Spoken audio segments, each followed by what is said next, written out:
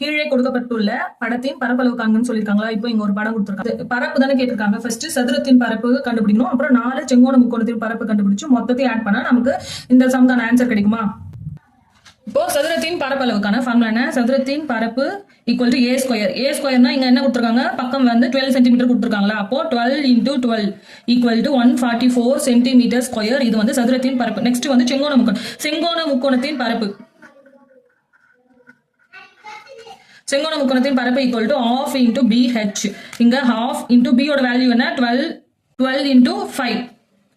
இப்போ இது கேன்சல் பண்ண என்ன கிடைக்கும்? 2 6 12. அப்போ 5 × 6 30 சென்டிமீட்டர் ஸ்கொயர். இங்க மொத்தம் எத்தனை 4 செங்கோண முக்கோணம் இருக்கு? 4 செங்கோண முக்கோணம் இருக்கு. இப்போ இது வந்து ஒரு செங்கோண முக்கோணத்தோட பரப்பு வந்து 30 சென்டிமீட்டர். அப்போ 4 செங்கோண முக்கோணத்தின் பரப்பு